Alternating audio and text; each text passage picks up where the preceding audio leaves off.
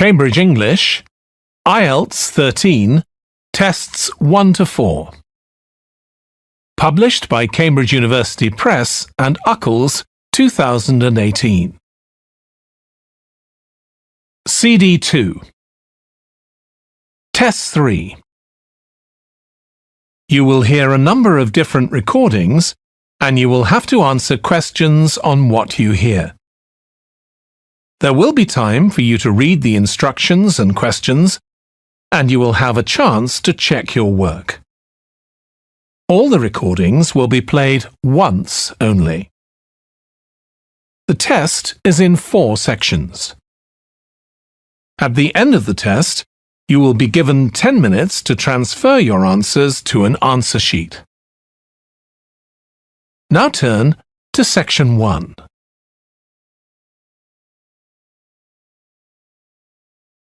Section 1. You will hear a man phoning a woman who lives in an English city called Banford to get some advice about moving to that city. First, you have some time to look at questions 1 to 5.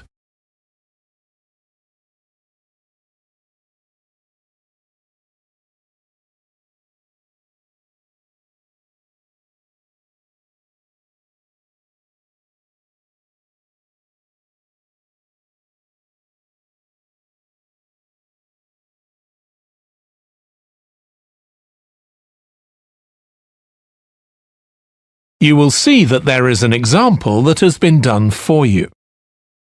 On this occasion only, the conversation relating to this will be played first. Hello, Linda speaking. Oh, hi, Linda. This is Matt Brooks. Alex White gave me your number. He said you'd be able to give me some advice about moving to Banford. Yes, Alex did mention you. How can I help? Well, first of all, which area to live in? Well, I live in Dalton, which is a really nice suburb. Not too expensive, and there's a nice park. Linda recommends a suburb called Dalton, so Dalton has been written in the space. Now we shall begin. You should answer the questions as you listen because you will not hear the recording a second time. Listen carefully and answer questions 1 to 5. Hello, Linda speaking. Oh, hi, Linda. This is Matt Brooks. Alex White gave me your number. He said you'd be able to give me some advice about moving to Banford. Yes, Alex did mention you. How can I help? Well, first of all, which area to live in? Well, I live in Dalton, which is a really nice suburb. Not too expensive, and there's a nice park. Sounds good. Do you know how much it would be to rent a 2-bedroom flat there? Yeah, you should be able to get something reasonable for £850 per month. That's what people typically pay. You certainly wouldn't want to pay more than £900.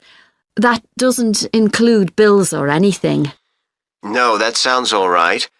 I'll definitely have a look there. Are the transport links easy from where you live? Well, I'm very lucky. I work in the city centre, so I don't have to use public transport. I go by bike. Oh, I wish I could do that. Is it safe to cycle around the city? Yes, it's fine. And it keeps me fit.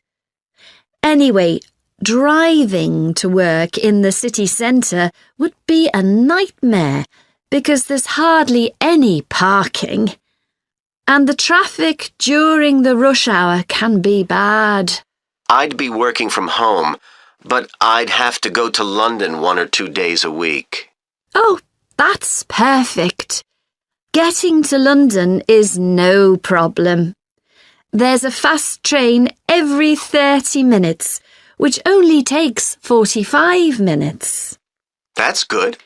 Yeah, the train service isn't bad during the week, and they run quite late at night. It's weekends that are a problem. They're always doing engineering work, and you have to take a bus to Haddam and pick up the train there, which is really slow. But other than that, Banford's a great place to live. I've never been happier. Before you hear the rest of the conversation, you have some time to look at questions 6 to 10.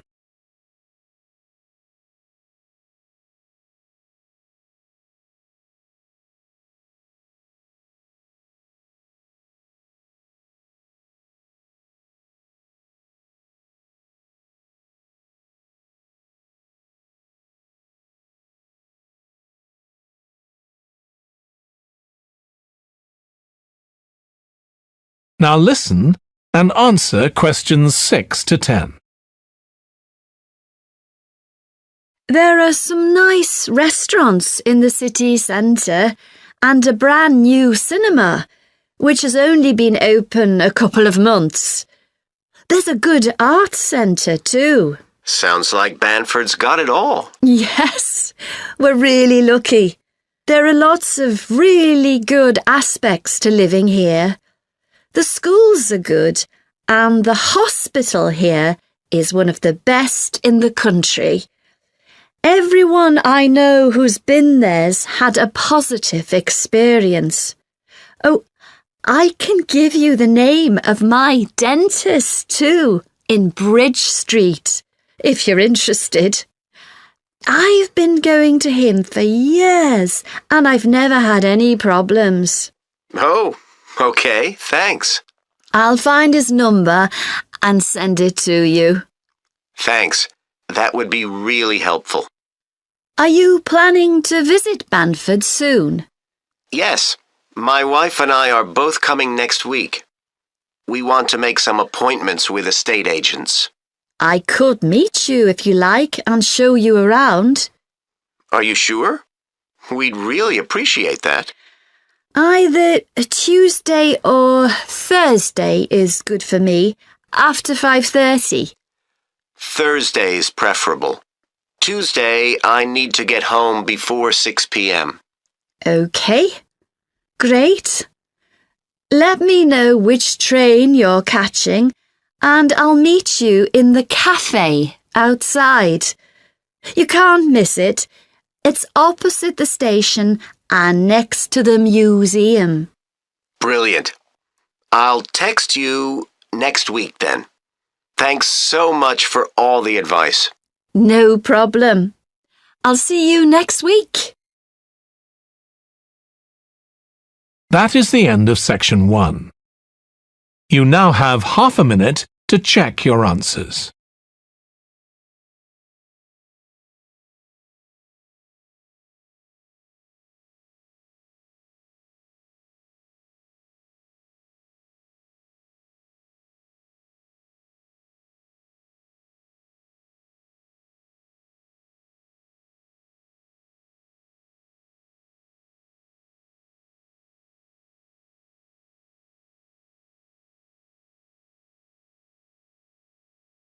Now turn to section 2.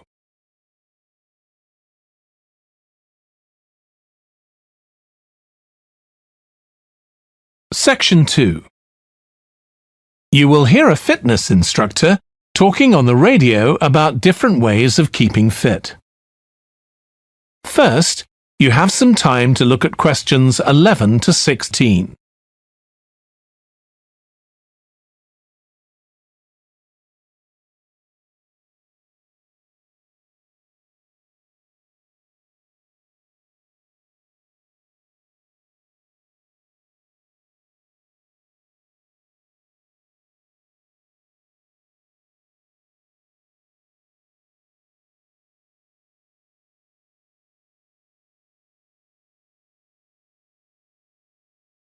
Now listen carefully and answer questions 11 to 16.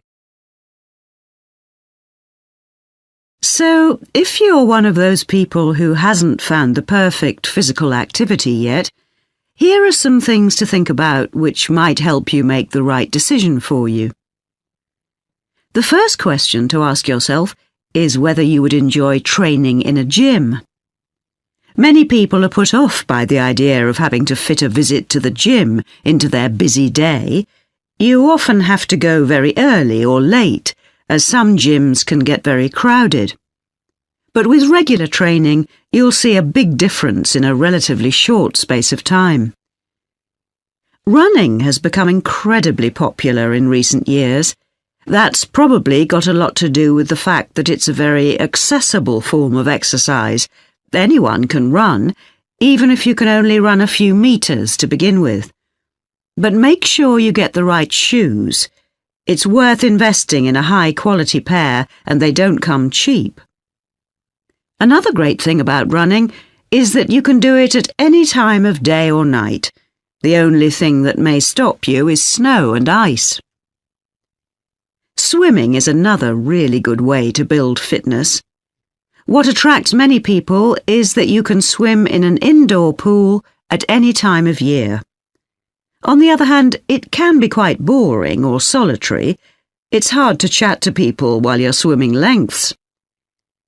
Cycling has become almost as popular as running in recent years. That's probably because, as well as improving their fitness, many people say being out in the fresh air in a park or in the countryside can be fun, provided the conditions are right, of course. Only fanatics go out in the wind and rain. Yoga is a good choice for those of you looking for exercise which focuses on developing both a healthy mind and body. It's a good way of building strength, and with the right instructor, there's less chance of hurting yourself than with other more active sports. But don't expect to find it easy. It can be surprisingly challenging, especially for people who aren't very flexible. Getting a personal trainer is a good way to start your fitness program. Obviously, there can be significant costs involved, but if you've got someone there to encourage you and help you achieve your goals, you're less likely to give up. Make sure you get someone with a recognised qualification, though, or you could do yourself permanent damage. Before you hear the rest of the radio program, you have some time to look at questions 17 to 20.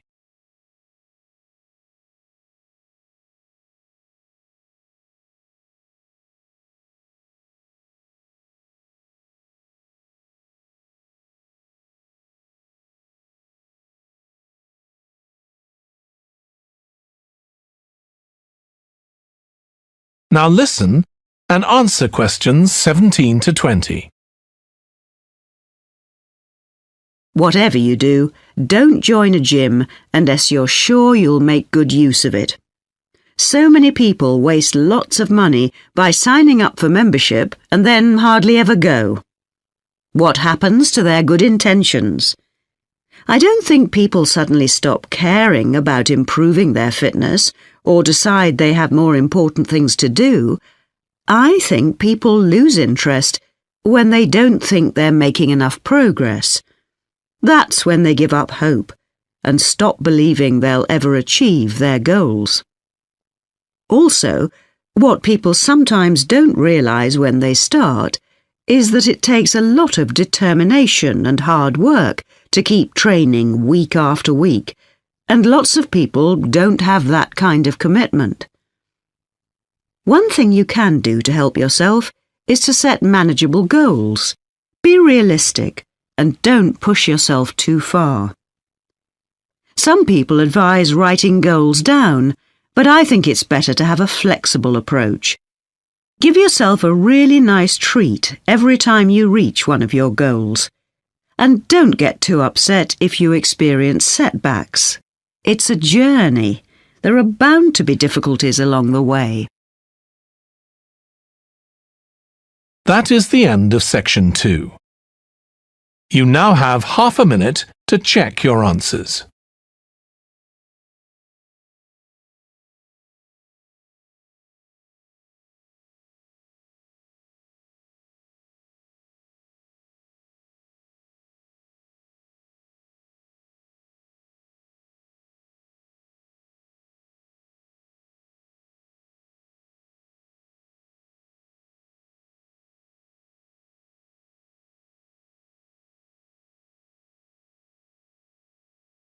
Now turn to Section 3. Section 3. You will hear a textile design student called Jim discussing his project on using natural dyes for colouring fabrics with his tutor. First, you have some time to look at questions 21 to 24.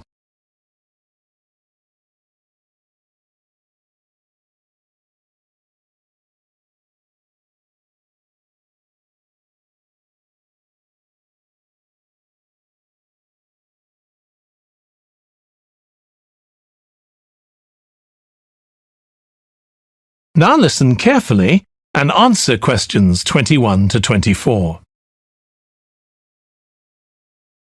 OK, Jim, you wanted to see me about your textile design project. That's right. I've been looking at how a range of natural dyes can be used to colour fabrics like cotton and wool. Why did you choose that topic? Well, I got a lot of useful ideas from the museum, at that exhibition of textiles. But I've always been interested in anything to do with colour. Years ago, I went to a carpet shop with my parents when we were on holiday in Turkey, and I remember all the amazing colours. They might not all have been natural dyes. Maybe not, but for the project, I decided to follow it up. And I found a great book about a botanic garden in California that specialises in plants used for dyes. OK, so in your project, you had to include a practical investigation. Yeah. At first I couldn't decide on my variables. I was going to just look at one type of fibre, for example, like cotton. And see how different types of dyes affected it? Yes. Then I decided to include others as well. So I looked at cotton and wool and nylon. With just one type of dye? Various types, including some that weren't natural, for comparison. OK. So I did the experiments last week. I used some ready-made natural dyes. I found a website which supplied them. They came in just a few days, but I also made some of my own. That must have taken quite a bit of time. Yes. I thought it'd just be a matter of a teaspoon or so of dye, and actually that wasn't the case at all. Like, I was using one vegetable, a beetroot, for a red dye, and I had to chop up a whole pile of it. So it all took longer than I'd expected. One possibility is to use food colourings. I did use one. That was a yellow dye, an artificial one. Tatrazine? Yeah, I used it on cotton first. It came out a great colour. But when I rinsed the material, the colour just washed away. I'd been going to try it out on nylon, but I abandoned that idea. Were you worried about health issues? I thought if it's illegal food colouring, it must be safe. Well, it can occasionally cause allergic reactions, I believe. Before you hear the rest of the discussion, you have some time to look at questions 25 to 30.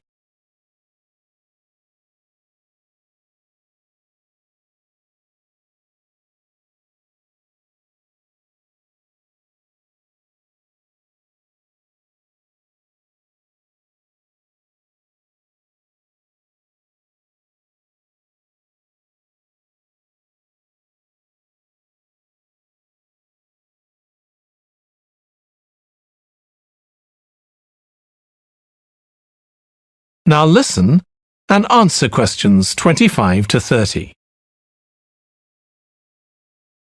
So what natural dyes did you look at? Well, one was turmeric. The colour's great. It's a really strong yellow. It's generally used in dishes like curry. It's meant to be quite good for your health when eaten, but you might find it's not permanent when it's used as a dye. A few washes and it's gone. Right. I used beetroot as a dye for wool. When I chop up beetroot to eat, I always end up with bright red hands. But the wool ended up just a sort of watery cream shade. Disappointing. There's a natural dye called Tyrian purple. Have you heard of that? Yes. It comes from a shellfish, and it was worn in ancient times, but only by important people, as it was so rare. I didn't use it. It fell out of use centuries ago, though one researcher managed to get hold of some recently. But that shade of purple can be produced by chemical dyes nowadays. Did you use any black dyes? Logwood. That was quite complicated. I had to prepare the fabric so the dye would take. I hope you were careful to wear gloves. Yes, I know the danger with that dye. Good, it can be extremely dangerous if it's ingested. Now, presumably you had a look at an insect-based dye, like cochineal, for example. Yes, I didn't actually make that. I didn't have time to start crushing up insects to get the red colour, and anyway, they're not available here. But I managed to get the dye quite easily from a website, but it cost a fortune.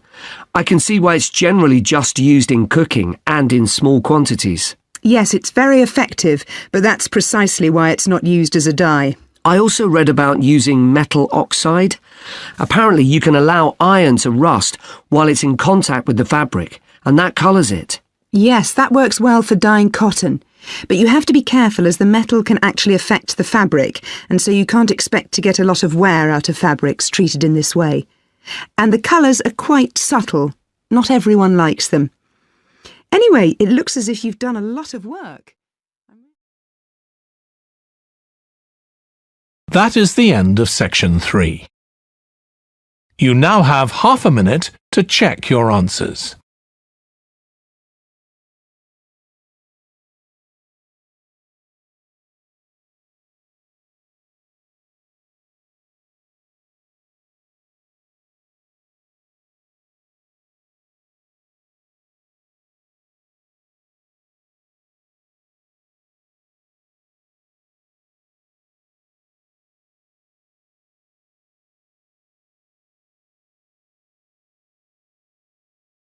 Now turn to section 4. Section 4. You will hear part of a biology lecture about an animal called the sleepy lizard that is common in parts of Australia. First, you have some time to look at questions 31 to 40.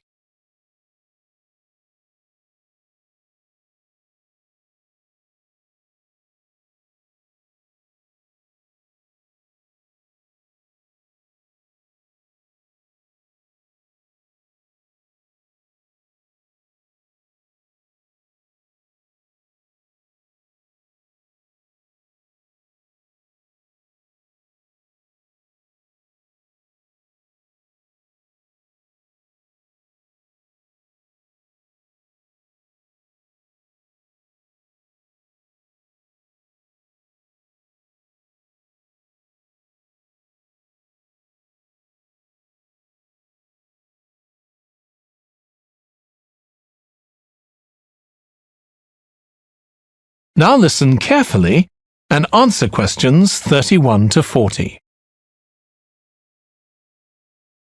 Last week we started looking at reptiles, including crocodiles and snakes. Today, I'd like us to have a look at another reptile, the lizard, and in particular, at some studies that have been done on a particular type of lizard whose Latin name is Tiliqua rugosa. This is commonly known as the sleepy lizard, because it's quite slow in its movements and spends quite a lot of its time dozing under rocks or lying in the sun. I'll start with a general description. Sleepy lizards live in Western and South Australia, where they're quite common. Unlike European lizards, which are mostly small, green and fast-moving, sleepy lizards are brown, but what's particularly distinctive about them is the colour of their tongue, which is dark blue, in contrast with the lining of their mouth, which is bright pink. And they're much bigger than most European lizards. They have quite a varied diet, including insects and even small animals, but they mostly eat plants of varying kinds. Even though they're quite large and powerful, with strong jaws that can crush beetles and snail shells, they still have quite a few predators. Large birds like cassowaries were one of the main ones in the past, but nowadays they're more likely to be caught and killed by snakes. Actually, another threat to their survival isn't a predator at all, but is man-made. Quite a large number of sleepy lizards are killed by cars when they're trying to cross highways. One study carried out by Michael Freak at Flinders University investigated the methods of navigation of these lizards. Though they move slowly, they can travel quite long distances. And he found that even if they were taken some distance away from their home territory, they could usually find their way back home as long as they could see the sky. They didn't need any other landmarks on the ground.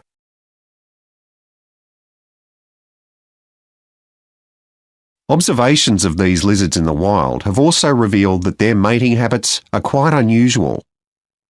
Unlike most animals, it seems that they're relatively monogamous, returning to the same partner year after year.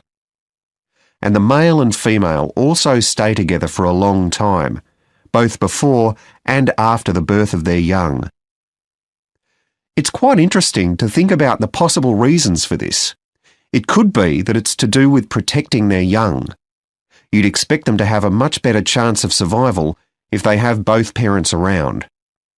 But in fact, observers have noted that once the babies have hatched out of their eggs, they have hardly any contact with their parents. So there's not really any evidence to support that idea. Another suggestion's based on the observation that male lizards in monogamous relationships tend to be bigger and stronger than other males. So maybe the male lizards stay around so they can give the female lizards protection from other males. But again, we're not really sure. Finally, I'd like to mention another study that involved collecting data by tracking the lizards. I was actually involved in this myself. So we caught some lizards in the wild and we developed a tiny GPS system that would allow us to track them, and we fixed this onto their tails. Then we set the lizards free again, and we were able to track them for 12 days and gather data, not just about their location, but even about how many steps they took during this period. One surprising thing we discovered from this is that there were far fewer meetings between lizards than we expected. It seems that they were actually trying to avoid one another. So why would that be? Well, again, we have no clear evidence, but one hypothesis is that male lizards can cause quite serious injuries to one another. So maybe this avoidance is a way of preventing this, of self-preservation if you like. But we need to collect a lot more data before we can be sure of any of this. That is the end of section 4. You now have half a minute to check your answers.